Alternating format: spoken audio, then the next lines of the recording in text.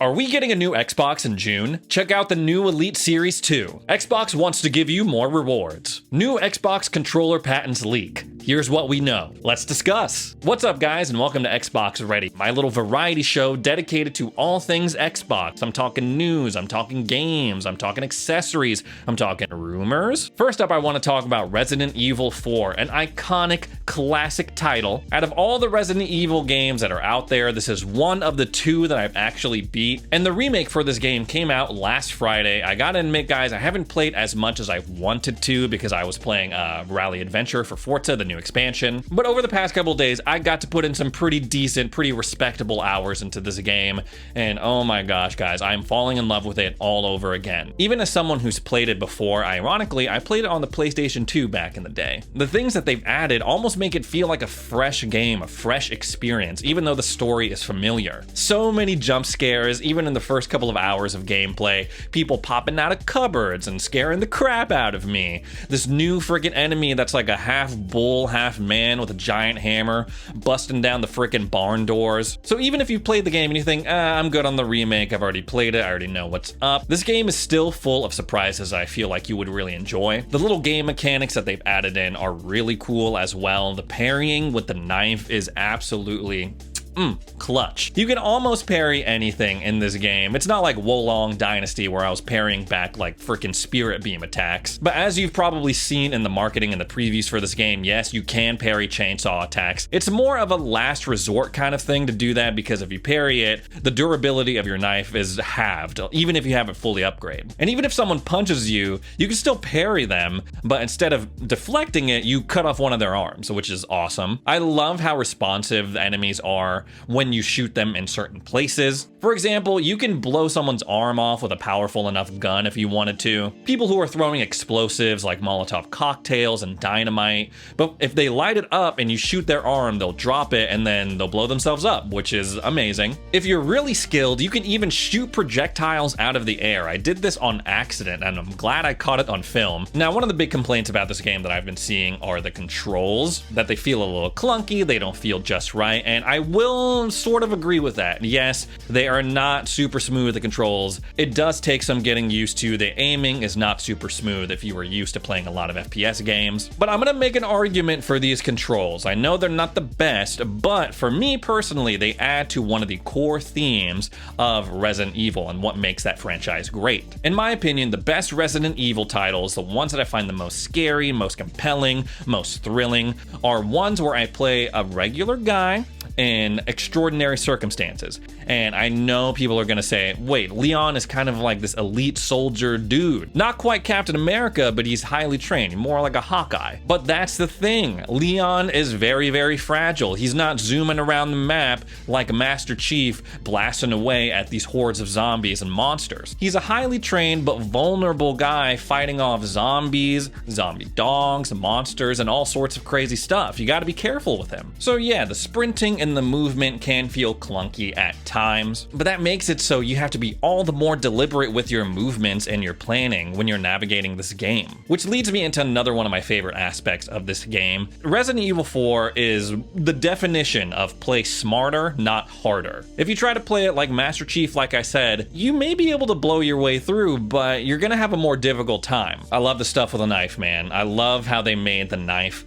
a valuable part of the playthrough. That was one of my favorite things to do back in the day in the original version of this game, just like knife people, kick people, melee them, and they encourage you to do a lot of that. The game looks gorgeous, and then other times, like a lot of modern games, it does not look very good. The lake monster, which was one of my favorite parts of the original series, it's something I've thought about for years after playing the game. I got to that part of the game and I was like, this lake monster not looking very scary, or not as scary as I thought it would. But then some other monsters like that bull hybrid Minotaur dude that I was mentioning, super scary. The transformations when people freaking have the zombie virus cordyceps thing popping out of their head. Overall, if you're looking for something to play to kill time between now and when Minecraft Legends or Redfall comes out, I think this is a very, very, very solid pickup. So I gotta update the story a little bit. When I filmed the rest of this video, there was a leak suggesting that there was going to be a new Xbox launching alongside Diablo 4 in June. There weren't really any details about it. It was priced at a typical Series X bundle, $560.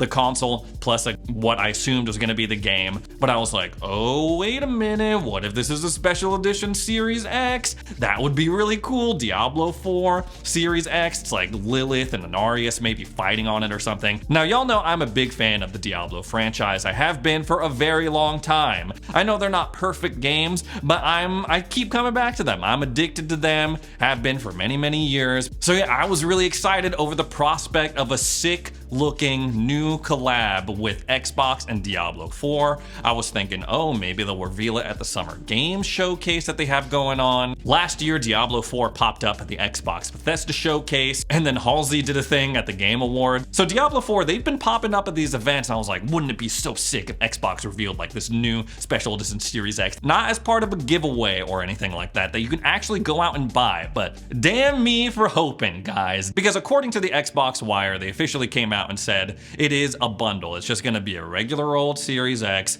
plus a copy of the game, plus you get a mount and some armor for that mount. And it's not like this is a total L on Xbox's part, like that's pretty cool, like bundles are pretty nice, but there hasn't been a special edition Series X that we can physically buy for ourselves to have and to cherish forever since the Halo special edition one. And even if they were gonna do a full-blown crazy special edition Diablo Series X, they could have done something like when Diablo 3 came to the Switch. They put out a special model for that. It wasn't anything crazy. On the back of the Switch itself, it had half of Diablo's face, and on the dock, it had a little like gargoyle and what looks like one of the archangels on it. So yeah, not a total L. I'm still excited for the game to come out in June, especially after these last few rounds of beta, but feel like it could have been a lot cooler, man. Next up, let's talk about the Elite Series 2, the pro version of the standard Xbox controller. Looks a little something like this. This is the Elite Series 2 core controller. Obviously has the standard Xbox layout, but it also has these fancy little back paddles on the back, which have saved my life, especially when it comes to the shooters. Interchangeable D-pad, interchangeable thumbsticks. You can change the pull on the triggers. I'm sure at this point you have heard all about it. Well, only a couple of months after they released this white version of the Elite Series 2,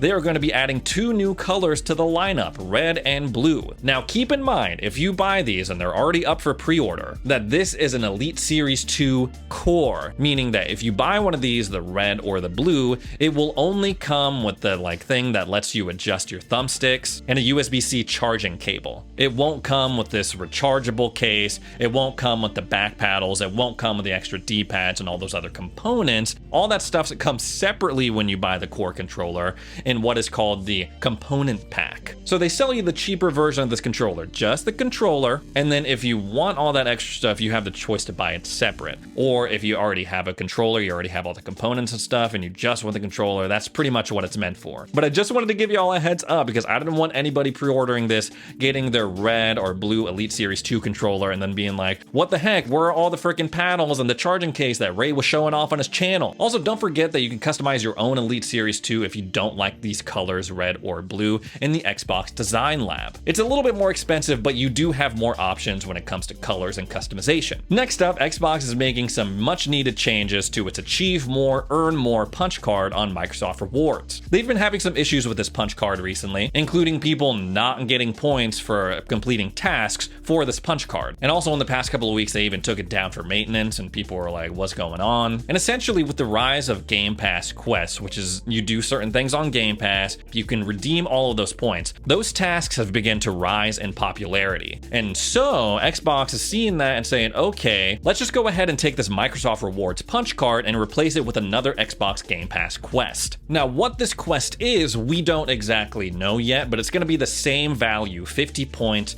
per day. But since it is a Game Pass quest, it's obviously only going to be available to people who are subscribed to Game Pass. Now, to be honest, guys, I know a lot of you out there are wizards when it comes to Microsoft Rewards and redeeming points and turning that into awesome stuff. But lately, it seems like they've just hiked up the redeem value of a lot of the cooler perks like Game Pass Ultimate, digital gift cards, accessories, to the point where I'm like, is it even worth it at this point? At the rate that I'm going, it might take like 6 months to a whole year to even get anything cool like a $15 gift card to the Microsoft Store. And honestly, I don't know how it's going to shake out with this whole replacing the punch card thing with this Game Pass quest, but hopefully for those of you, like I said, who are wizards out there when it comes to this stuff, it continues to let y'all do your thing. So next up, let's talk about about this Xbox controller patent that's been floating around. There's been a little bit of confusion regarding this. This patent for a new Xbox controller was covered by Game Rant, and I say there was a little bit of confusion because they claimed in their article that Microsoft was the one that filed this patent,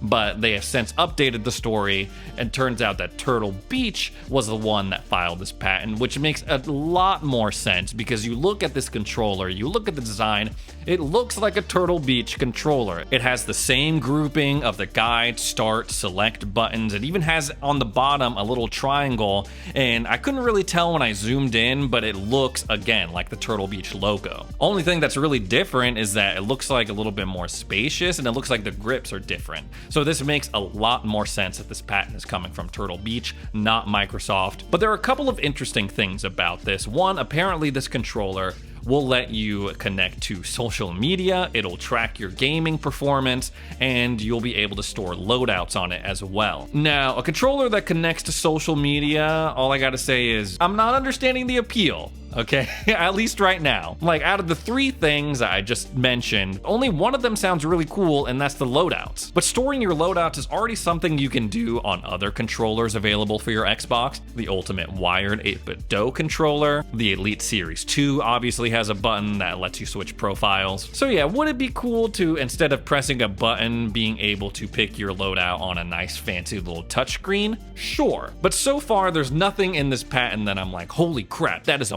must-have feature, this is so cool. But beyond that, it is interesting because this is the second time that we've seen this Xbox controller with a screen situation. Not too long ago on the channel, we covered the patent that Microsoft themselves filed to put an LCD screen on an Xbox controller. And even though separate companies have filed these separate patents, the fact that we're seeing this little touchscreen placement on top of the controller above the guide button in between the bumpers and triggers, that's going to be the little modern update for our Xbox controllers, or at least it seems like it, if these patents are anything to go off of. Now, what I enjoy about both of these things is that it's just a regular Xbox controller, right? They're not messing with the design, they're not messing with the shape, they don't have to do any of that. I like it the way it is. But these touchscreens are popping up on these controllers, which is a nice, sleek, modern element, and they're seemingly being implemented in a way that keeps the integrity of the original controller design. Now, don't get me wrong, even though I'm not blown away by a controller that could connect to social media